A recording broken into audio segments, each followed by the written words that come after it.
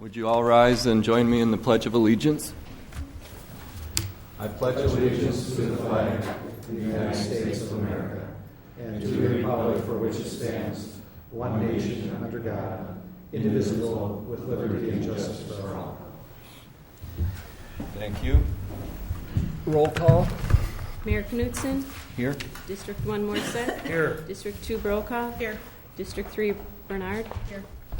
District 4 Weiland is absent. District 5 O'Malley. Here.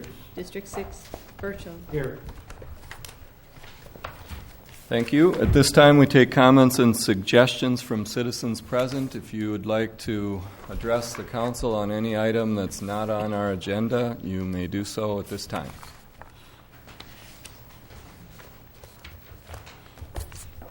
Number 4 is our consent agenda items.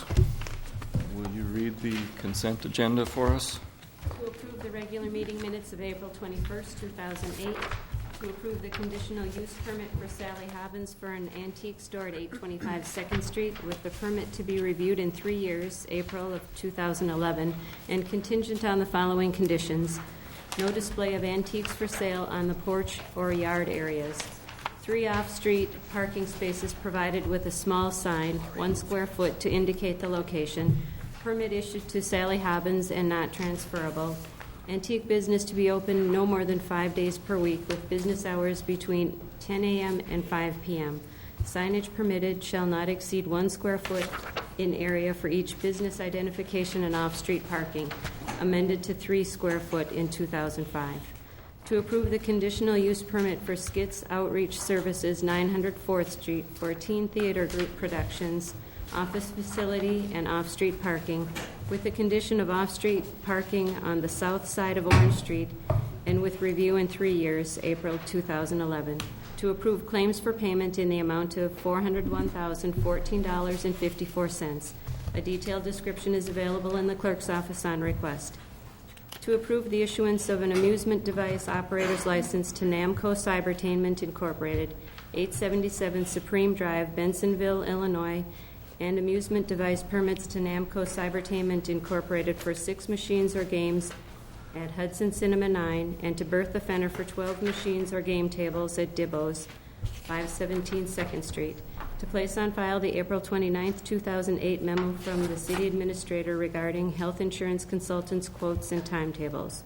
To place on file the quarterly reports of the City Clerk and the Library Director, and the Joint Library Board minutes of March 10th and April 14th, 2008, and the Community Access Board minutes of April 22nd, 2008. That is all. I'd like to ask that we remove the quarterly report of the Library Director, take that as a separate item, and also the Joint Library Board minutes. Move for approval. We have a motion. Is there a second? Second. And a second. Any discussion? Roll call vote. Morset? Yes. O'Malley? Yes. Burchell? Yes. Bernard? Yes. Brokaw? Consent agenda is approved as amended.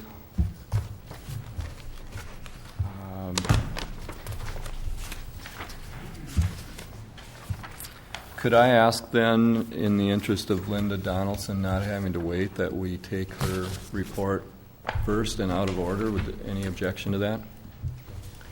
All right, Linda. Good evening. I'm Linda Donaldson, and I noticed I was on the agenda. I sent some information to you about the library. I'd like you to know, for the new members, that I am the library director, and I've been here since September of 2003, and you're welcome to call me at any time. I'm just going to do a real short report because you're quite busy. One of the things I'd like to point out is on this sheet, it shows the circulation summary, and I believe it was put in your packets. Our circulation in March had increased by 10.5% from the previous year, January through March. This last month, January through April, the circulation percentage of increase was 16%. One of the biggest things that we offer in our library are children's programs. And on this report, it'll give you the attendance for our programs.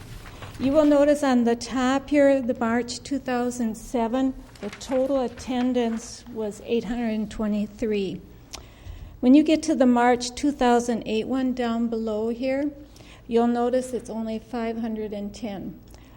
And I have put a little note on here of why that was a decrease, mainly because spring break. We decided this year we would no longer offer programs during spring break because the attendance was so low. And we had the opportunity to send my staff to the Public Library Association meeting in Minneapolis. This is not something that comes around here very often. This is the first time it's been offered this close to home. It's normally in California, Cincinnati. And the cost for attending that program or the conference, we were able to get $200 stipends per person from the MORE system, the MORE online catalog. Yes, we do pay a fee, and they were just really returning it to us. But without that, I wouldn't have been able to send as many people. And that's all I have to say. I appreciate you listening to me this evening, and I realize you're busy. And as I said before, if you would have any questions on anything, please call me. Thank you. Any questions? Okay. Questions? Okay. Okay, thanks. I have a couple of comments about this, and maybe it can tie in with, I asked that the Joint Library Board minutes be removed from the agenda. There are a couple of issues in the minutes that I'd like to point out to you. I've got a couple of comments. I need to be careful because this item has not been noticed so that there can't be discussion about this at this time, but if you noted on the back page of the April 14th Library Board minutes, there was discussion at that meeting about whether the town of Hudson would pay for their portion of an $1,800 sum of money that the Library Board allocated to be transferred to the Hudson Area Library Foundation for mailings during the referendum. And the town of Hudson objected to that and sent a memo to the Library Board that they'd be withholding the funds. I wanted to draw your attention to that and also tell you that I got a letter today from Jeff Zeiss, the treasurer of the Hudson Area Library Foundation, stating that they would be refunding that money back to the Library Board because there's been some question about whether that was an appropriate transfer. That's one item, and just a point of information for you. The second thing on these April 14th Library Board minutes was a transfer that was made by the Library Board from their 2008 budget of $10,000 to the Hudson Area Library Foundation to fund, and I think it came from the site and planning expense line item, and it was to be used for investigation of the NMC building, for acquiring information and professional judgment of architecture and feasibility study. My comment to the council is that I have some concerns about the process here. And my concerns are that in the referendum, the language in the referendum said, should the city, the village, and the towns use public funds jointly to pay for acquiring and developing and operating a new joint library? In this are a couple of questions. One is, who should be doing this work of investigating that potential acquiring and developing that property?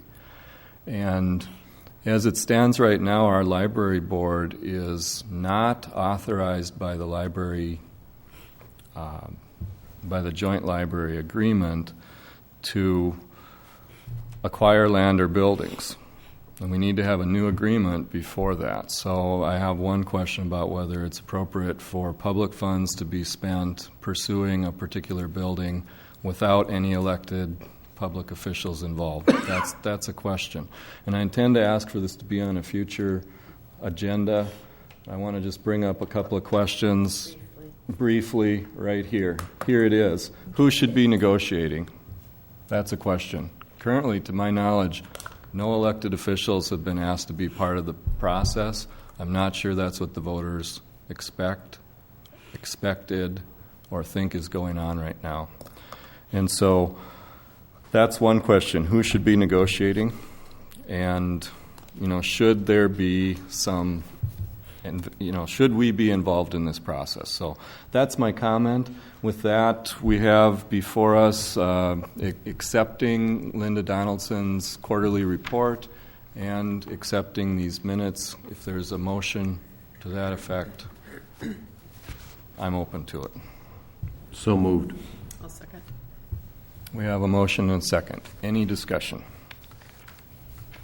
No discussion. All in favor, say aye. Aye. All opposed? And motion is approved. We'll move on to item 6, reports of standing committees. The Plan Commission, number 3, Certificate of Compliance, Child Daycare, Little Minds Learning Center, 2400 Foxglove Way, GSGB Caldwell Banker Commercial, Jim Fletcher. And Denny Darnold's here to talk about that. Plan Commission recommends approval of certificate of compliance with the following conditions. Hours of operation Monday through Friday, 6 to 8:30 p.m. and Saturday, 6 a.m. to 6 p.m. Outdoor play area utilized only from the period of 10 a.m. to 4 p.m. with a maximum of 15 children at one time. State of Wisconsin group care daycare license required to be maintained, and fence not to exceed 6 feet in height to enclose the play area. And Mr. Jim Fletcher, the owner of the building, and Miss Stacy Barnhart and Todd Barnhart, the proposed operators of the daycare here. If there's any particular questions that you may have of them, or I'd be pleased also to answer any questions. Plan Commission recommended approval. Do we have a motion? I do have a question for Denny, Sure. Mr. Mayor.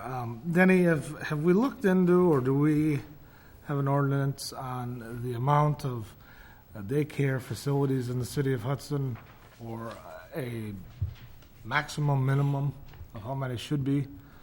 Well, no, there's not, and I've discussed that issue with Catherine McKittrick, our city attorney. We do not feel that the city's in place to control competitive nature of a business like this. Catherine may want to share her opinion. Yeah, we've got a zoning ordinance that sets conditions and requirements and gives the city an opportunity to look at it, but it's not the city's function to control competition. The idea of the zoning is to make sure it's appropriately placed. Okay. Now, I will, if I could comment on that, I have talked to the Wisconsin State, and they try to encourage or discourage or ask people for marketing analysis and so forth. But they're similar to the city of Hudson. They really cannot tell them, no, you cannot or can or cannot. Now, it's my understanding the last 2 daycares have come before the state. There has been some caution expressed to those daycares about where they may or may not be successful. But it's not. Catherine and I had quite a lengthy conversation about this, and we do not feel that it's in the place of the zoning ordinance to control the competitive nature of these types of businesses. Other comments or questions before we have a motion on this?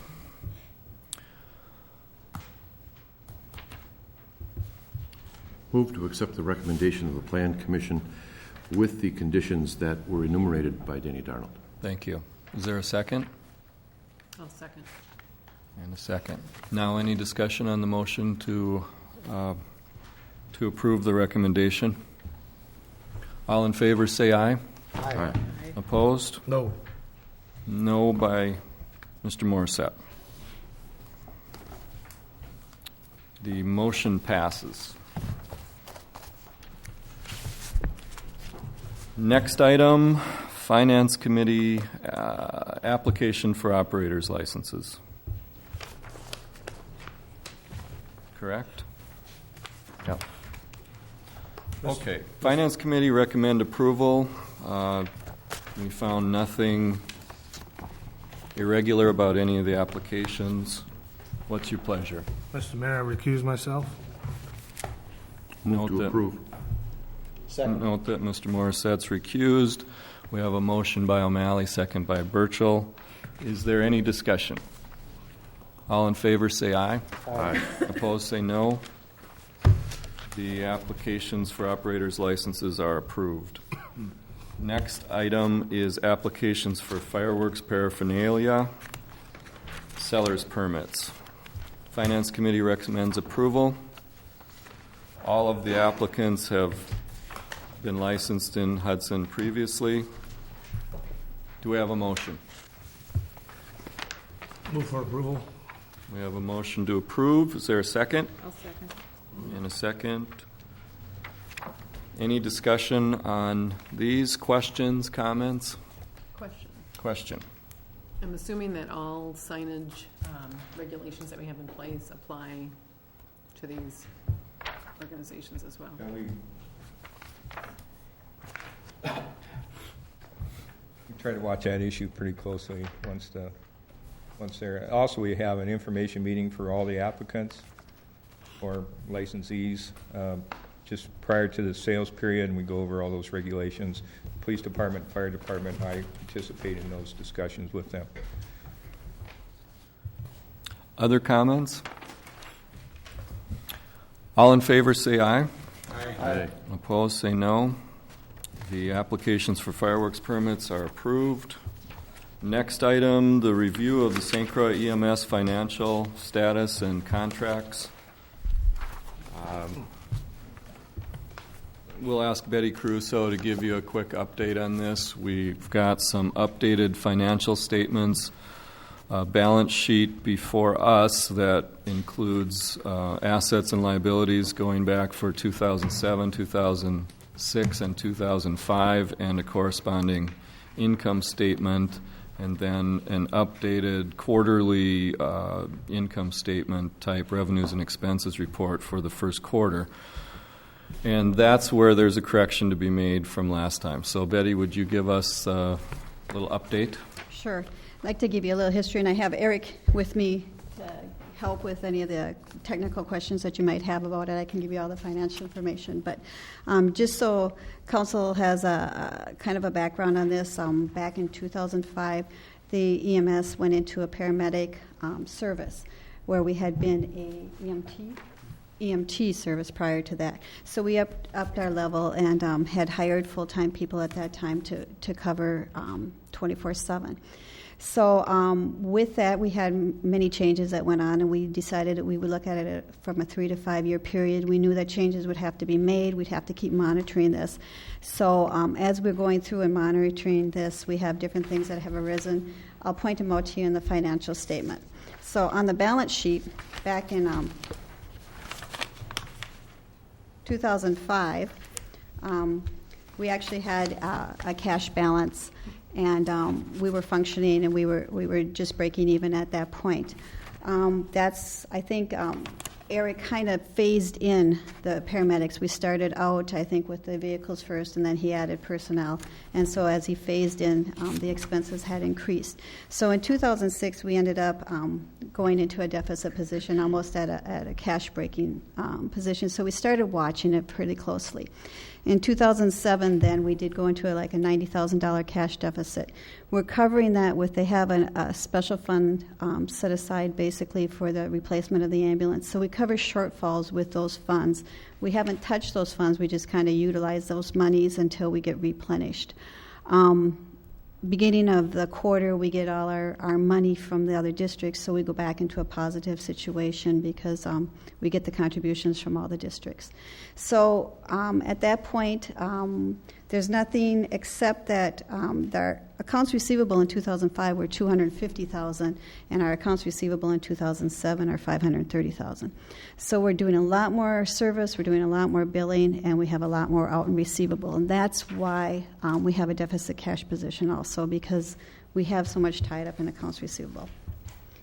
On the income statement, we've gone from 2005 of basically having a $16,000 income To 2006, we had a $45,000 loss, and in 2007, we have a $66,000 loss. What percentage of increase is that? 10%? What? We're talking revenues or losses? Each year, yeah. Well, we'd have a 30% loss in 2006, and then another 20% more there in 2007. A lot of this loss has to do with the write-offs. As we looked at this in 2006, I think we adjusted the rates for our runs, and in 2007 we looked at adjusting rates and changing personnel costs. Those are a lot of things. Eric has been working really hard on coming up with different ways of doing things. He has the chase vehicles, which takes down, we don't have so much maintenance on ambulance running at every time when a chase vehicle takes off. We have a lower income vehicle taking care of some of those things. We have him utilizing part-time people or volunteers or however you want to classify them, but he does not have a 24/7 full-time situation, which would require probably 6 to 9 more employees. So he does a lot of innovative thinking. I think he was in a national magazine for all the things that he has done with this ambulance service. And as we'll point out, he's done this under a lot of the costs, like other situations in Wisconsin where you have other ambulance services, they're supplying $24 per person or $27 per capita. Our capita is at $10.50. And go ahead. So hear me out. How do we fix this? Do we increase the per capita?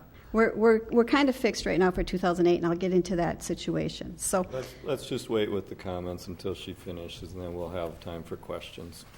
So as you notice, as our rates increase, so do our write-offs. And that has to do with the Medicare, Medicaid reimbursement. They give a standard, this is how much we're going to pay, and we end up having to write it off. So when our runs were at $300 or $400 for the billing, we had a smaller write-off. Our runs now can run up to $1,000 for a billing, so we might have an $800 write-off. So our write-offs have gone up. We have a 37% write-off. They went from 19% to 37%. So that's why you see a higher amount of write-offs on our books. It's a normal situation. If you look at the standards for the ambulance service, 37, 40 to 50 even percent can be written off due to Medicare and Medicaid. So if there are any questions on that one, the next one, I restated the 3 months for March 31st, and then I projected out the 2008. So the restatement had to do when they had given us the information that we book from the company that does the billing. They had given us an amount in a write-off situation, but actually was an accounts receivable amount. Staff picked it up as a write-off, went through the books as a write-off, and that's why they were on there wrong. So instead of being $330,000, it's $132,000 for write-offs. So that's right in the 37% range, and so we're right back on schedule with that. When you go down and you project it out for 2008, we're in a break-even situation again. And that had to do because we changed the stipends or the contributions that the townships and the village and the Hudson pay per capita. We went from $7 to $10.50, gave us $88,000 more in revenue, and therefore we were able to cover the shortfall. That they did on purpose to take care of it. We were going to monitor it and see. It looks like they're going to be okay for 2008. 2009, we were looking at possible increase in the contribution again. So just trying to keep council aware of what things are coming up for the budget next year. Good. Any questions for Betty about that report? Any other comments or questions about EMS in general? Are we ready to accept this update and move on? Mr. Mayor, the agenda item also mentions contracts. Has the meeting of the intergovernmental meeting occurred yet for discussion of this? Are you at liberty to discuss anything about that?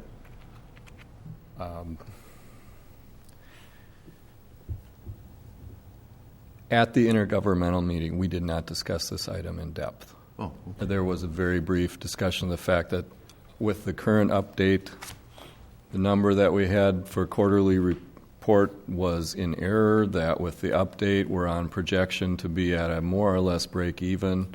That was the extent of the update. I intend to go on a quarterly basis for us to talk about this in finance, for the EMS advisory board to get this quarterly, and for the intergovernmental advisory council to be updated on a regular basis quarterly as well.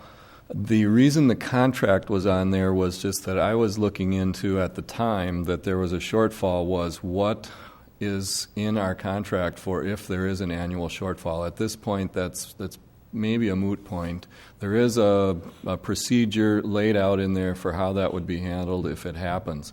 But I think what's happened here is that by increasing the per capita, which was a change that was made some time ago, it looks as though that's still about an appropriate change so that we run more or less revenue neutral. There was a decision made a few years ago to go to advanced life support and have real paramedics. We have a higher quality ambulance service now than what we used to have. That costs more money. And that money is not entirely recouped by the charges that you can charge, partly because a lot of the people that are receiving the care there are on Medicare and Medicaid, where the reimbursement is capped, and we don't have any control over that.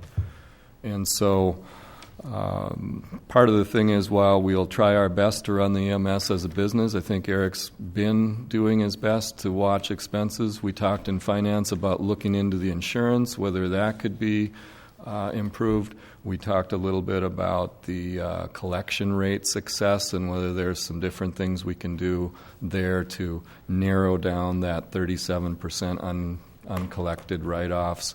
I think there are some things we can continue to look at. But the bottom line is that we're getting excellent ambulance service. We're paying roughly $11 per $10.50 per capita. For this type of advanced life support, in many communities, they're paying $25 per capita and more. So we're still operating a pretty efficient ambulance service as it is. We got a little bit of a scare with that quarterly report, and now we can see that we're actually pretty close to break even, provided things go the way we expect them to go. So we have to keep watching that. Does that answer your question? Yes, thank you. I don't know. Do we need a motion for that? Probably not. That was just an update. Ready to move on? Can I ask one Yes. quick question again, though? For the future, what's an ideal magic per capita number, ideal for this size of community, to look down the road, so we're not raising the per capita every other year? I think as you look at it right now, the per capita is covering our costs. I think if we were going to go, we have to look at personnel and how we keep managing it, and that's, Eric's, what he's been working on. I think it depends. As you do per capita, you're going to have areas that can't afford it, North Hudson Township. So I don't know how much more the city would pick up. So, it's a hard answer to give you right now. All I can say right now is 1050 is working. But we try not to raise it every year. We try to function and see how it works. Any other questions? Well, let's move on to the next item. Request for co-sponsorship and funding of the Miss Hudson pageant. The Finance Committee reviewed this and has recommended that we approve an expenditure of $4,000 from residual 2007 room tax funds, the $4,000 sum to be used for refurbishing, actually buying a new trailer underneath. Was it up to? Up to. Yeah. Up to. Receipts. And they have to provide receipts. So that's part A of the recommendation. And the second part is that we provide sponsorship to the Miss Hudson pageant for 2008 in an amount of $2,500. Move for approval. Do you want them together or separate? Or do you need them? It can all be together, I believe. Well, unless people have a issue on one or the other. Well, you make the motion as I'll it move is, to and I'll approve go. both the maintenance fund second. and co-sponsorship. So we have a motion for up to $4,000 for the float renovation and for $2,500 for the sponsorship. Is there a second? I'll second. No second. Further discussion? Questions? All in favor say aye. Aye. Opposed say no. That is approved. Next item is number 9, amend the 2008 budget. Betty, would you come up to the lectern? The Finance Committee reviewed this and recommended approval of the budget amendments.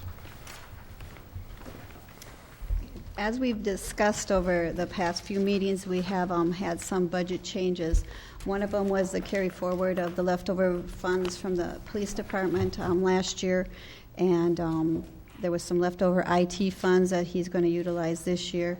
And then the other ones were some adjustments for the capital outlay expenditures that were presented to you at the last meeting. So I told you at that time that I would bring you a formal amendment to the budget. So this is what this is at this point. This is basically the stuff we've approved in the past, and this is the amendment that the council's proposing. What we would be utilizing is about $69,903 of fund balance, and there was miscellaneous revenues of $750 that were brought in for the sale of some articles in Public Works. So with those funds, we're utilizing some general government expenses, the IT expenses for $9,500, public safety expenses were for the police, and then the Public Works was for some conference expenses for one of the employees to attend. I believe it had to do with signaling. Okay. Any questions for Betty about the proposed amendments to our 2008 budget? Yes. I do have a question, and whether it's the time or not, with this the cement truck business in Public Works, and whether it's justifiable of taking it out, or if we can do the in-house work cheaper than going out. Well, would you like a motion first before we discuss? Ideally, I would. Okay, well, to go along with what Randy just said, I will move that we accept the budget adjustments with the exception of the what is termed the one-ton cement truck, that we reduce that amount to $40,000 and put it back in the budget. Reduce it from 45 to 40 and replace it back in the 2008 capital expenditure outlay budget, so that we can discuss your question. Okay, the motion is to accept the proposed budget changes with the addition of $40,000 for a one-ton utility truck for Public Works. I'll second that. And we have a second. Do you have that motion? Without the 1-ton cement truck. No, what he meant to do was add that back in. Okay. And it was originally $45,000, and the proposal is to add it back at $40,000. At 40, that's correct. Everyone clear on what the motion is? And what's going on here is that the council, in the original budget and in the original capital outlay approved last fall by the Common Council, had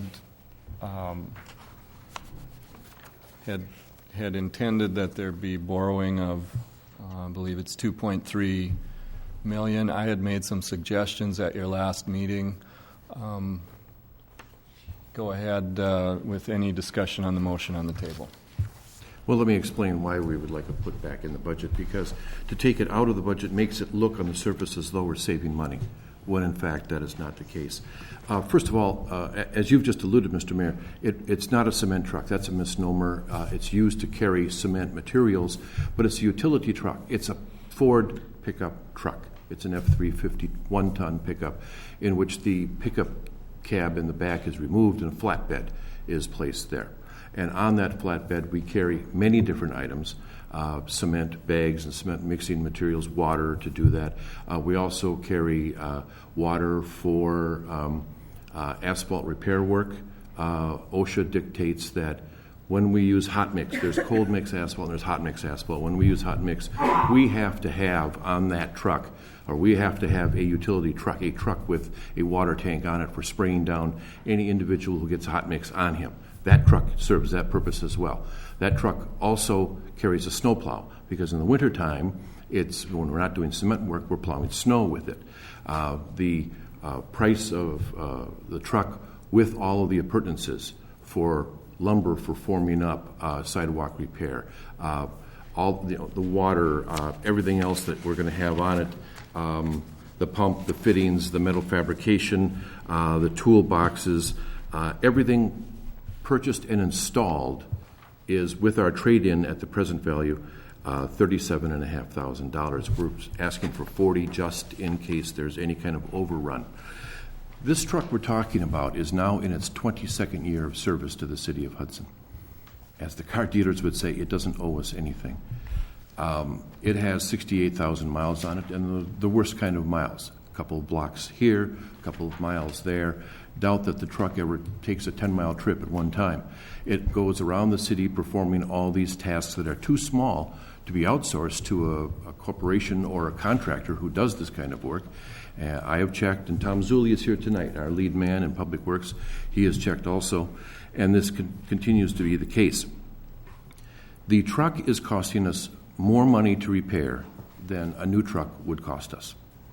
Last year it cost us $3,430, and right now we have an estimate on the current work that needs to be done on the truck, and I would like to add that none of this includes transmission or engine work, because Dan Ortner, who is our mechanic at our garage, does that work for us and does a very capable job of that. We currently have no problems with that engine or that transmission, which is very good, because should that engine blow up on us, this truck is worth $0 instead of the $5,000 trade-in value. Right now, we have a quote from Allwins for $4,262 worth of repairs that need to be done before this truck can be used for its summer work. This is leaf springs, this is brake rotors, and most importantly, tie rod ends. We have to repair these things because, for instance, should we lose a tie rod end and lose steering capability and have an accident, and we know about it ahead of time, we're certainly open to some liability there. The truck right now, with this repair list, would cost $251 less than what we would pay for principal and interest under this current bonding at a level of $40,000 for 10 years at 3.8% interest, which is what I checked with Betty this morning. So if this truck ran perfectly all summer and all winter into next year without a single other repair, it would be costing us almost exactly the same as the new truck would be costing us. So basically, since we can't count on that kind of performance from a 22-year-old vehicle, that's why I'm saying it's more economical for the city to purchase the new truck. You're not proposing a new truck, though?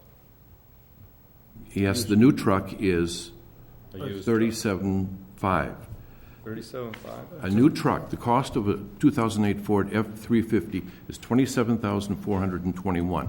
We are assuming, because we've been offered, we have not put this out for bid, but we have been offered $5,000 trade-in value on the current truck, basically for the engine and transmission. We would do the new plow hookup, adding in $1,300. We come up to $23,721. Then adding on all the parts that I just mentioned to make the truck capable for use both winter and summer, that's an additional $13,789. We come up to $37,510. Yes. There is another truck out there available for a lesser cost That's right. with a warranty, which I believe Dan Ortner would be okay with. The last conversation I had with him, I don't know. I think it's time to call Tom up. Maybe could we ask Tom to comment on that? Because this is a truck that's up at either Dave Holt or Randy Eiton, I think. Ford. And Tom, could you Mr. come up Zulli, and- will you come up and answer questions for us? I'll try. Okay.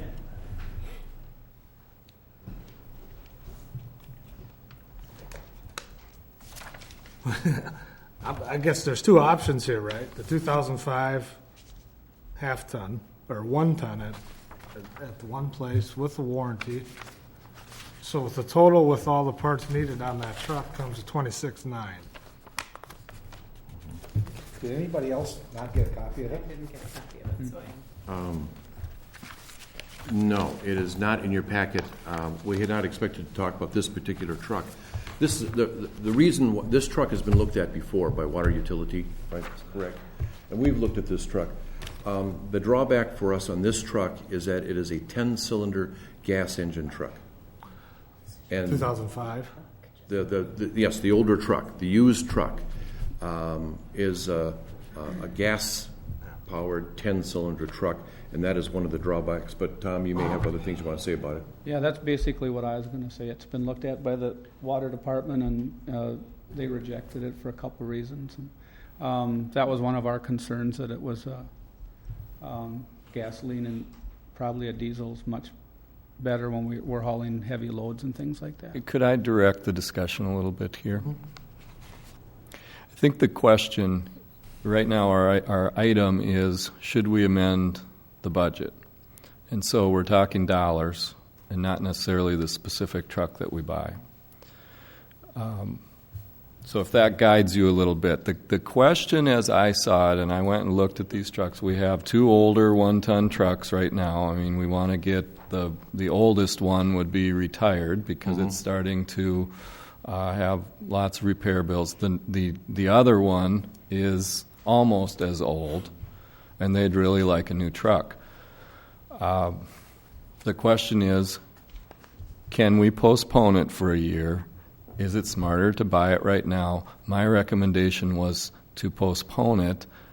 I have some question about whether we really should be doing all that concrete work in-house. We don't do curb and gutter in-house. To be doing the concrete work that we're doing, I wonder about bidding that out. I asked about that, and maybe you want to comment on that. Sure. And I did look into that, per your request. Yeah. I talked to a few contractors, Zappa Brothers Construction in North Hudson, and Bailey Construction, who has gotten the contract for curb and gutter the last couple of years. Normally, the street department does 15 to 20 catch basins a year with our crew. Zappa's kind of gave us a rough estimate, and it's really hard to estimate, because once you start digging down into these older structures, a lot of them have clay pipes, and when you get digging in there, sometimes they break off, and then you think you have a small hole, and you end up with a really big hole. So, they can say what a normal price would be if everything went perfect, which doesn't happen too often. But Gary's prices range from $3,200 for a really small one, 2.5 feet deep, which we really don't have very many of, but and they range from there up to $5,200 for a 4-foot height, which is still pretty low. And then they added on like so many dollars per lineal foot upwards, and didn't really get into if they ran into any problems. They didn't get into that. Chuck Bailey's estimate was around $5,000 to $5,200 per catch basin. We do 20 of them. Yeah, I'm saying if we can get 15 to 20 a year, that's pretty good for our crew. So if you just average, say, $5,000 a catch basin, if we had a contractor, that's $100,000. I figured out if we did the work, we have probably $1,200 into materials. That's with metal casting, precast cement in the floor, say a few yards of concrete for the curb and gutter that you have to restore, the asphalt and things like that. Normally, if everything goes good on a smaller catch basin, we can do that probably in 3 days with 2 guys doing it.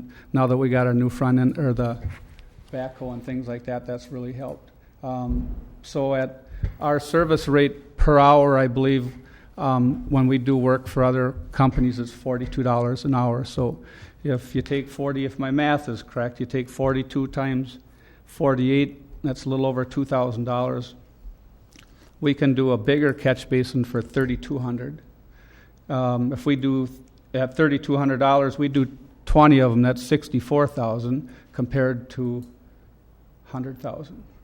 So I think we can do it much cheaper, actually. And then when we run into those problems, we're not getting those extra charges that we don't have any control over.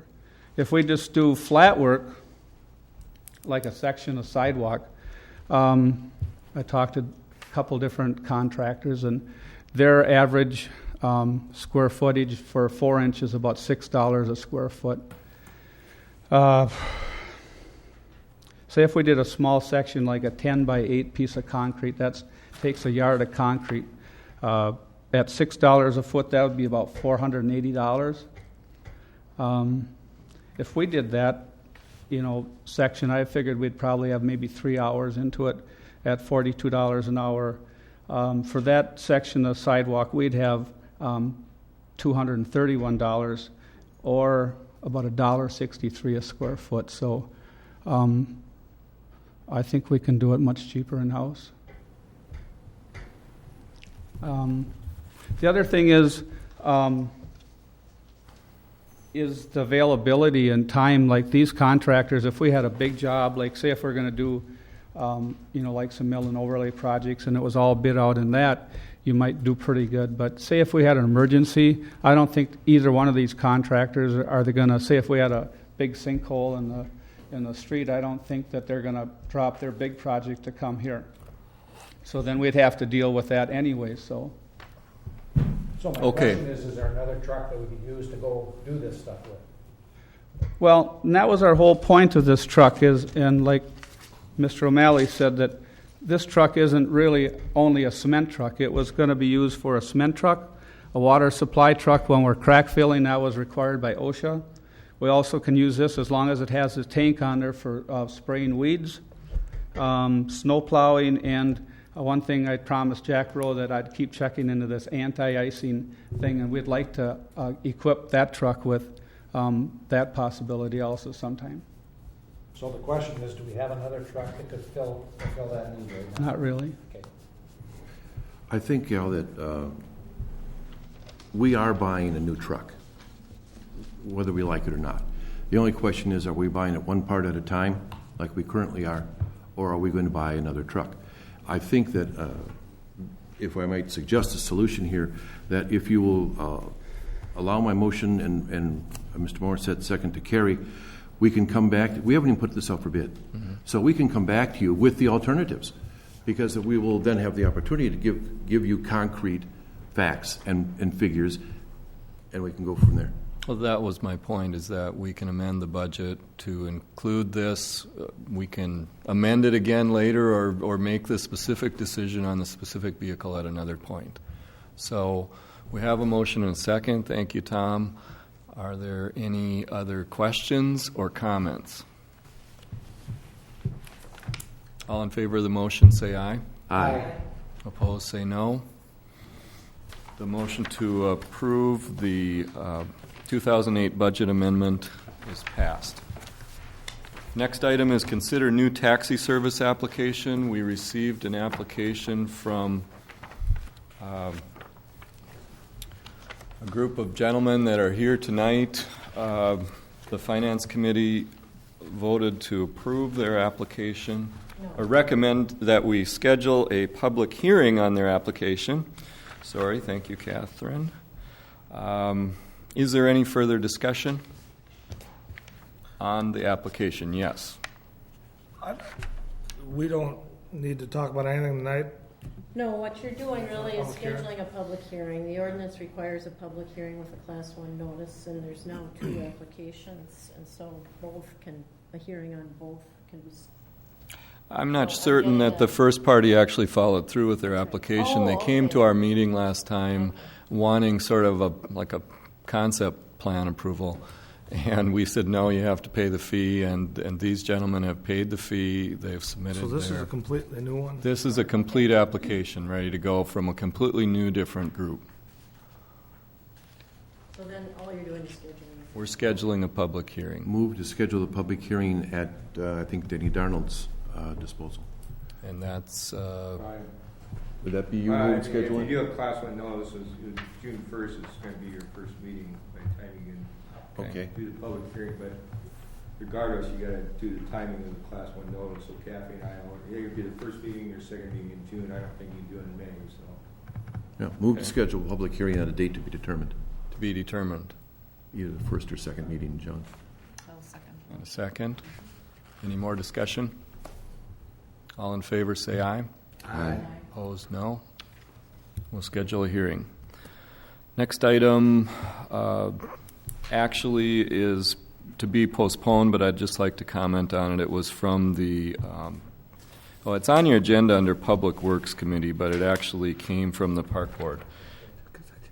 Okay, and it was in your packet as painting and sealing the silo out at White Camp Park. I mentioned to you at our last meeting that I had started the process of reviewing our procurement policy. That's been going through staff review. We have a draft. I think we'll be ready to bring that to the Finance Committee at the next meeting. As part of that, we looked at this and said this neither met our current policy or our future policy, so it needs some more work before it's ready to come back, and so that's been removed from our agenda for now. Next is unfinished business, update on projects. I don't believe there really is very much. I told Chuck that he didn't need to come because I didn't think we had any need for any update tonight, so he's not with us tonight. Unfinished business, item number B is resolution authorizing Ehlers & Associates, Inc. to solicit bids for $2.3 million general obligation promissory notes to finance our 2008 capital improvement projects. This was resolution 5-08. We had a first reading at our last meeting, and since we knew at that time that there might be some changes, we have before you now a updated resolution that'll need to be changed a little bit again with tonight's discussion about the truck. Betty, would you come up and be ready to answer questions on this for us?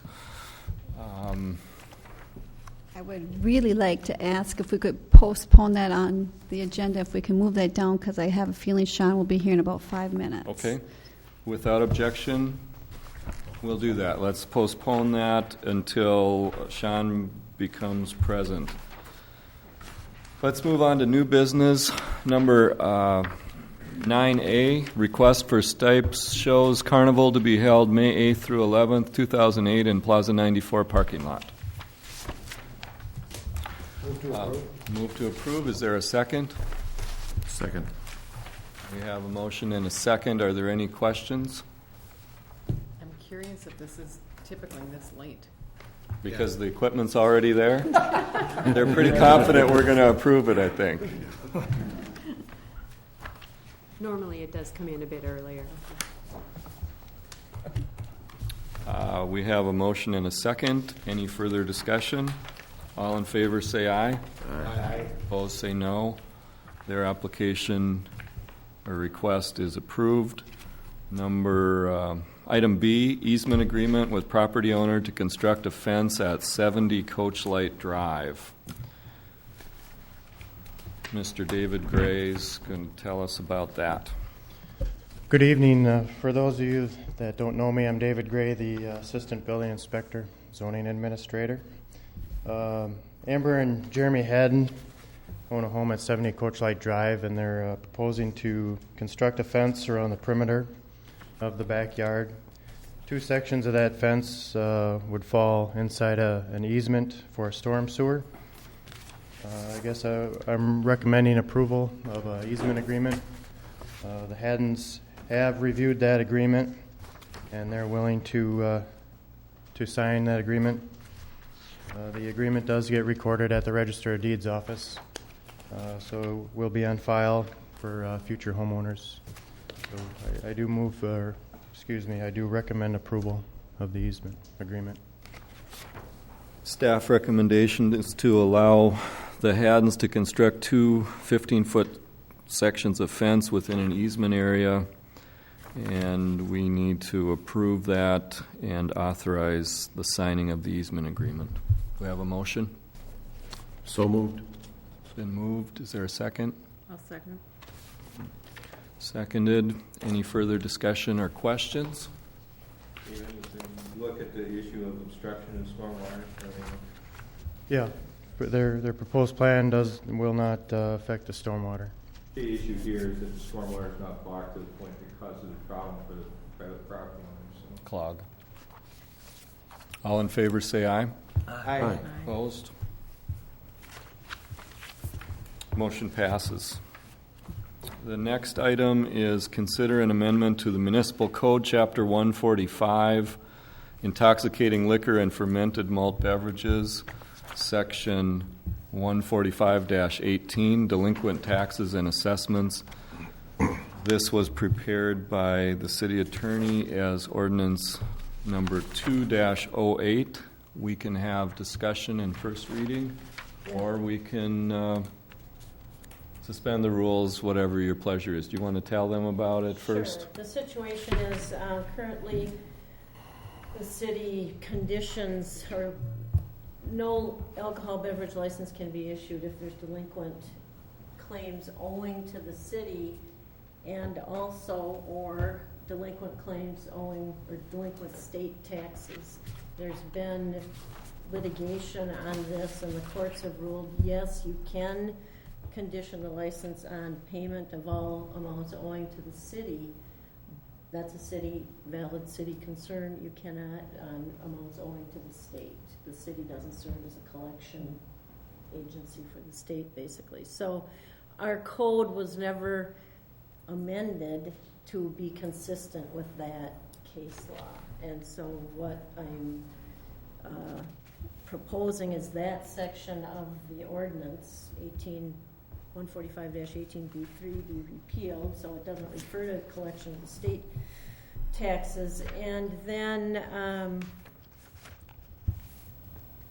also amending 145-16A, which now talks about suspension and revocation of license, to also talk about suspension, non-renewal, and revocation, because I think, and I'm not certain of the time the statute was changed, but now you cannot deny renewal of a license without some type of notice and hearing. So what would happen is we would notify, and currently, just so you know, packets have been set out to current licensees, and they've all been notified of any taxes or claims they might be owing to the city. But if this council may not renew because of that reason, we need to notify them of that fact and give them an opportunity for a hearing on the matter. And that could occur either at a separate time or a council meeting.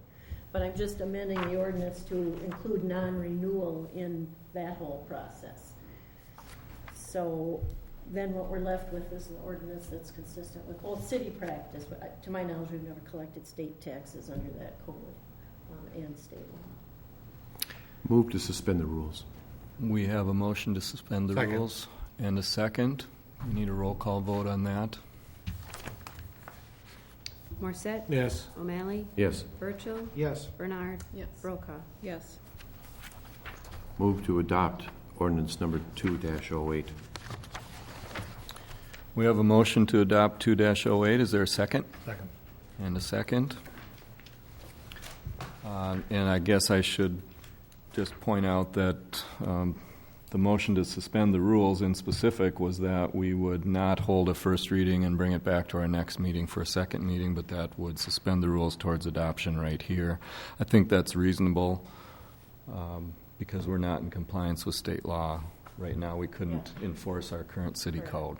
Well, as much as I like to be transparent and notify the public about everything we do, this is just basic housekeeping. It is. It's a slam dunk.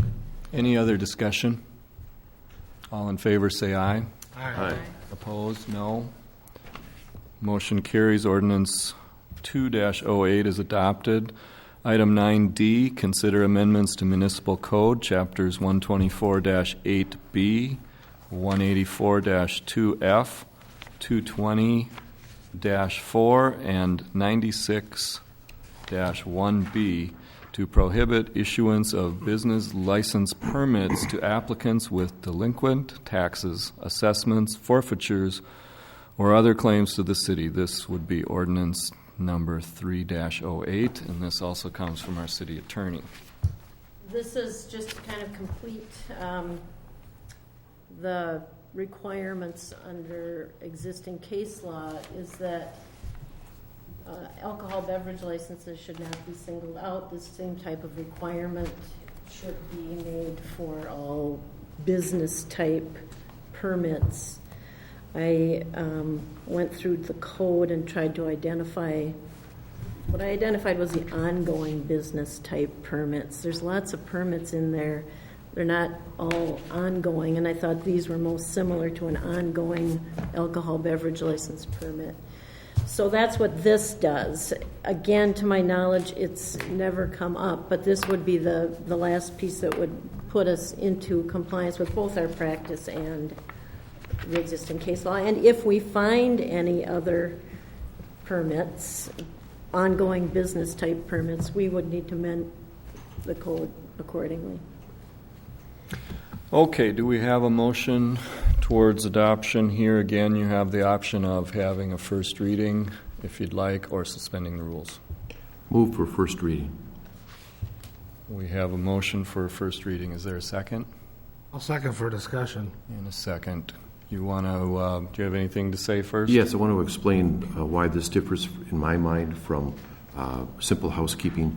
On the first action that we took moments ago, we were not taking anything away from any licensee. We were, in fact, giving up a previously thought to be a right of the city to take action. In this case, we are notifying direct sellers, pawnbrokers, transient merchants, etc., that we are going to be taking something away from them, and I think that we need time to get that word out. Mr. Morissette? No, that's what I wanted, yeah. That it? Any other discussion? We have a motion and a second. If there's no more discussion, all in favor say aye. Aye. Opposed say no.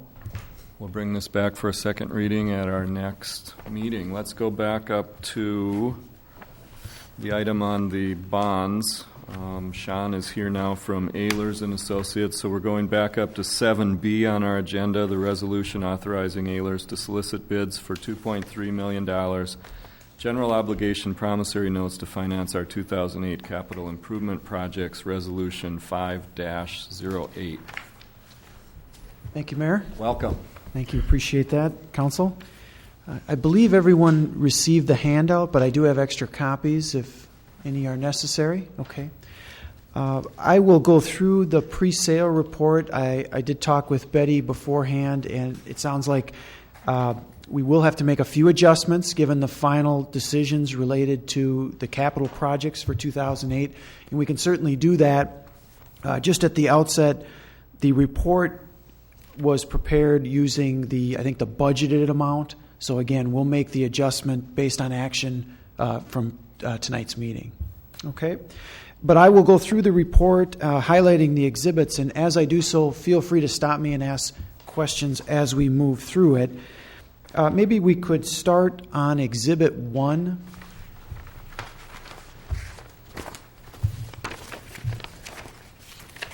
This year's proposed financing really is comprised of two parts.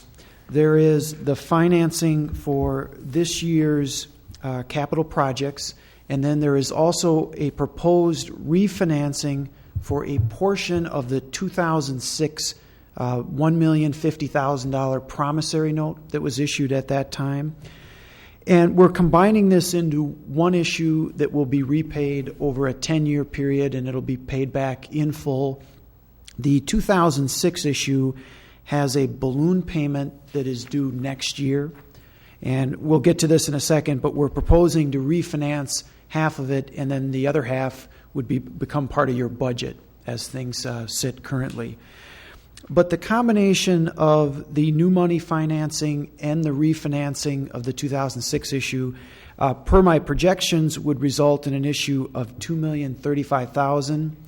In looking at it from the perspective of the budget final decision on capital projects that you discussed this evening, I think we're estimating about $1,940,000 will be the final number. But if it's okay with the council, I'll proceed talking about it with this number for now, knowing full well that we'll make that change.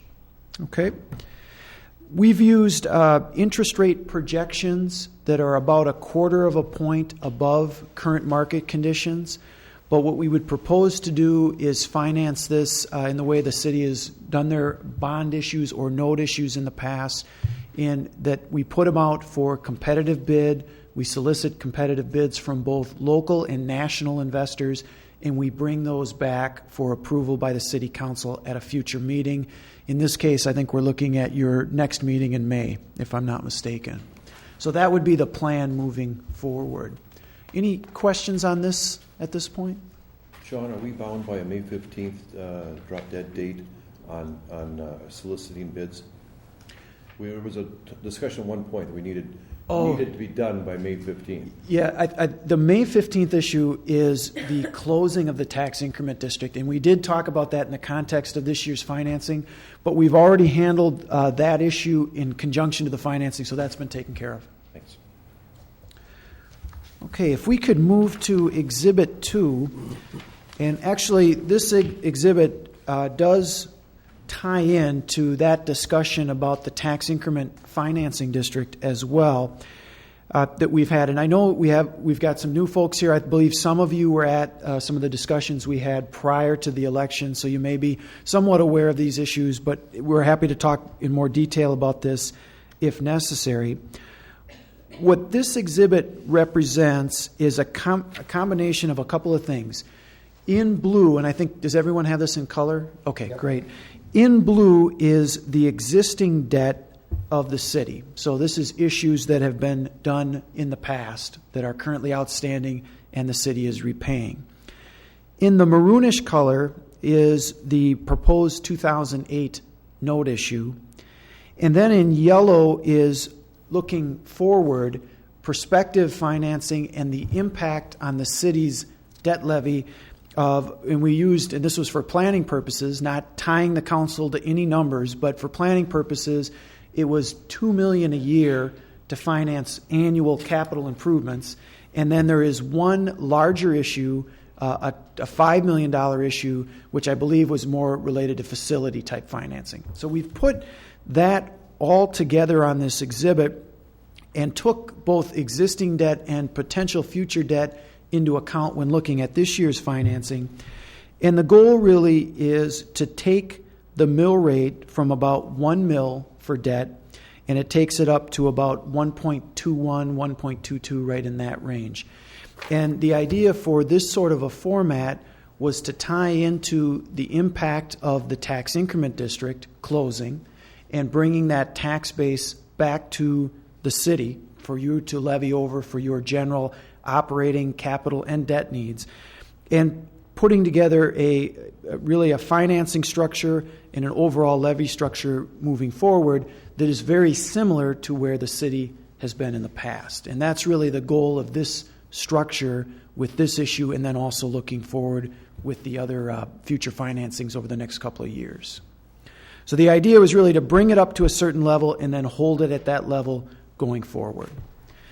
Now, the other, Exhibit 3 also represents this, and I want to just complete the picture in looking at it on Exhibit 3 as well.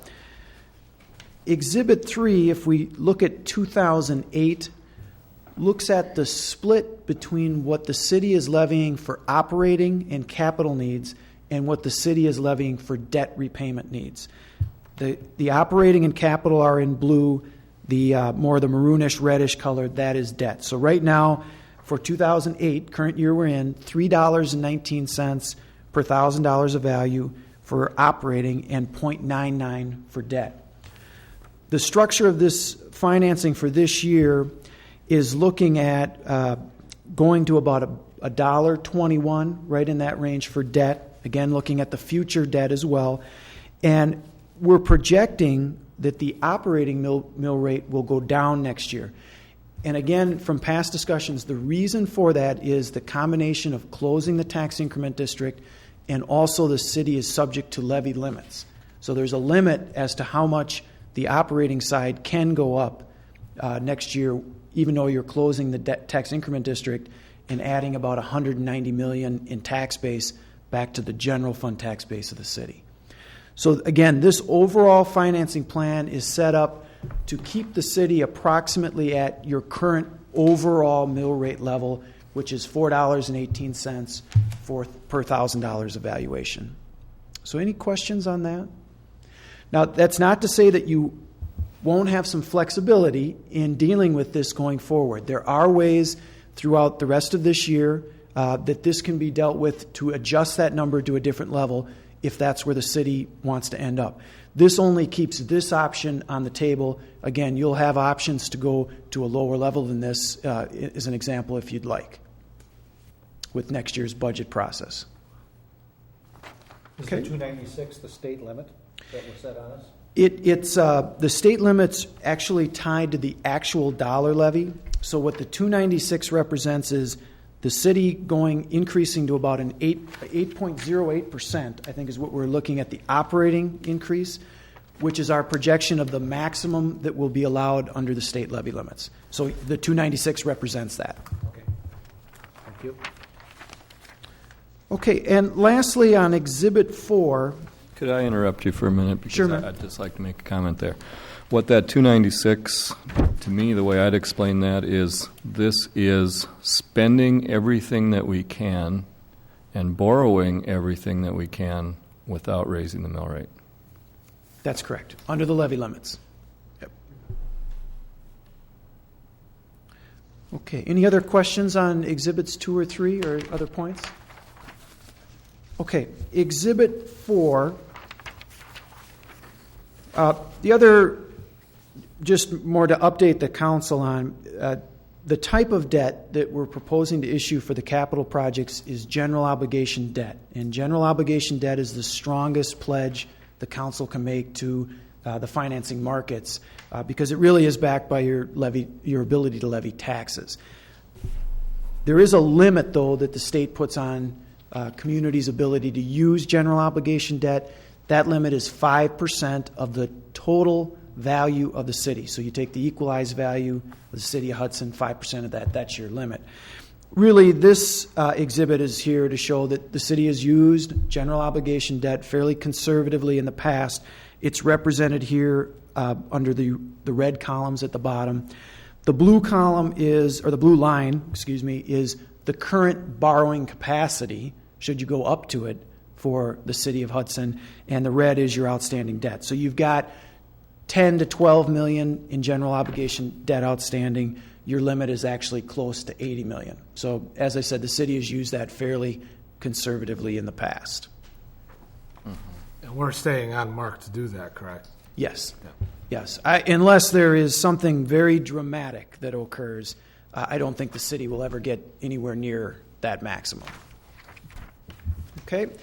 And last, the resolution on the final page really is just the first step in the process of issuing this year's notes.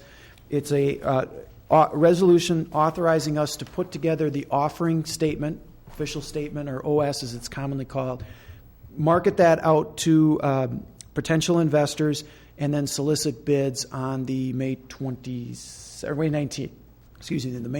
date. When we bring those bids back for council approval at that time, that's really where you make your decision to accept a bid or not. Nothing is finalized until that bid's before you and you accept one as the winner. So with that, if there's any questions, I'd be happy to answer those. And one last reminder, we will be changing the numbers based on discussion tonight. And one last thing, too, the city, I think you may recall, has an outstanding bond rating, a very good A1 rating.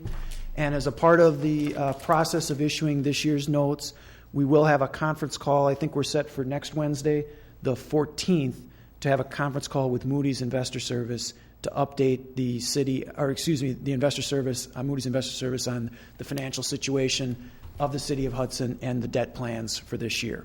I think we're going to have a lot of positives to talk about, particularly with the closing of the tax increment district and that tax base coming back to the general tax base of the city. Thank you, Sean. Any questions or discussion? We had a first reading of this resolution 5-08 at the last meeting. The amount needs to be amended now. Could you give me again what the amount was now? What with tonight's changes? It's a moving target, but are we at 1.9? 1,940,000. That's the amount that we should be writing in on resolution 5-08. And is that including That includes what we discussed tonight, 40,000. yes. Yeah. Because it was at 1.9 with what I had recommended. Yep. I'll move for passage of Resolution 5-08 under the new number. We have a motion and a second. Is there any discussion? I'd like to comment just a little bit more on the impact of this.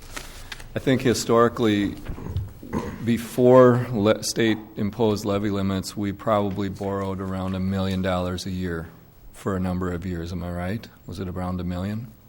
We were doing $1 million to $2 million every other year. Yeah. Average $1 million. Okay. And as you can see as you look through on the Exhibit 2, we're jumping up this year, and partly it's because we're buying that park, and we're paying for half of that Prospect Park purchase this year with the intention of financing to the 10-year bonds, the other half of it next year. Right now we have that as a short-term promissory note with a local bank. The intention here is that in order to do what's in Exhibit 2 is that we would probably be bonding to build a building. I don't know if you saw that in here, but what did you have in there? A $5 million building. Correct. It's a one-time, it's actually in 2009, $5 million, and then annually $2 million for capital projects. The $5 million is projected to be repaid in 20 years. All of the $2 million financings are 10-year financings. So that would be taking us up from where we had traditionally been $1 million, and that's kind of been creeping up, but then we'd go forward at $2 million. We may or may not do that. The other point that I'd like to make in regard to the closing of the TID is just that tax increment district and the development of the business park out there has yet to benefit city taxpayers. One way that they can benefit is through us spending the tax money wisely for public improvements. That's one way, but another way is through tax cut. And I hope that the council doesn't get blinders on that we're going to spend and borrow everything we can right up to the maximum, because that may not be the wisest. I'd like to see us set a target and have some discussion about this as the council as a whole for what that target should be, because our advisors want that just because they want guidance from us so that they can start thinking and planning. And I think it's a discussion that we need to have, and I'm not sure if we need to have that on an agenda as a specific item, but I think it's about time, because budget planning, buying buildings, building buildings. Here we are looking at this tonight with the idea that there'd be $5 million spent in 2009. I think it's time for us to start to make some of those decisions. We have no further discussion. All in favor say aye. Aye. Opposed say no. The resolution 5-08 is approved as amended. With that, I think we've completed our agenda down to communications and recommendations of the mayor. I have a few proclamations to make. The first one is in regard to Police Week.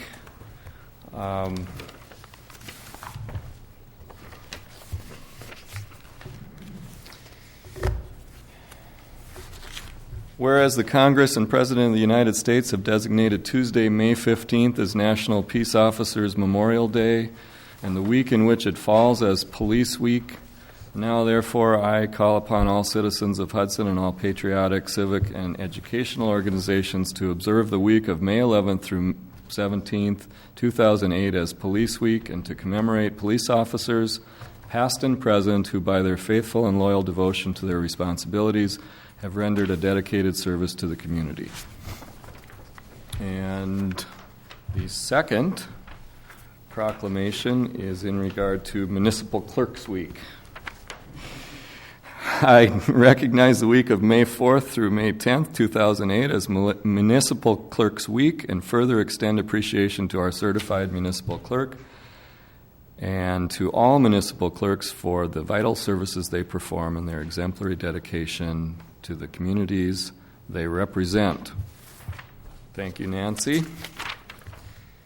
And the third of these is in regard to the National Association of Letter Carriers Food Drive.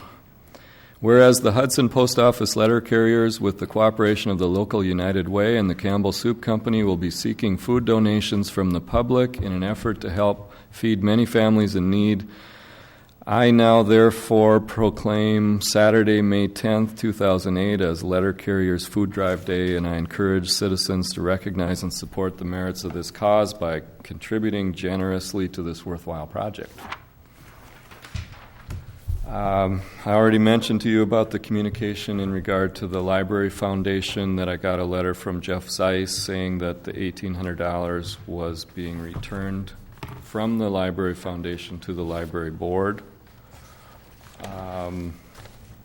I'd like to make a reappointment due to schedule and business commitment. Alderperson Pam Brokaw will not be able to serve as a member of the North Hudson Community Access Board. Alan Burchell served on that in representing the council on that board last year, and he's agreed to accept that appointment. If there's no objection, I'd like your confirmation of reappointing Alan to serve on the Community Access Board. By unanimous acclaim, I would say. By unanimous acclaim. Great. That's done. That's all I have. Any communications from any alderperson? Yes, I would like to commend our City Administrator, Devin Willey, who, without any notice whatsoever in advance, has completed and sent off the grant application to the DNR for Prospect Park. I have one announcement for those residents in District 1. The shovel and the work going on off of Cooley and Higgin, I believe that's correct, Danny, right? I think they're restoring Storm Pond number 5, correct? Correct. Crestview and Higgin. So that there is no building going on there. It's just a matter of restoring that stormwater pond. It is, and it's an important project because we want to retain that water there so they don't have warm water running down immediately into the river down along First Street, where there's beginning to be a milfoil problem, and it's partly because of what's going on there. Other communications, any alderperson? City attorney? Nothing? City administrator was excused early because he had a family event to attend, an honors society induction. With that, we're ready for adjournment. So moved. Is there a second? All in favor, say aye. Aye. Meeting's adjourned. Thank you.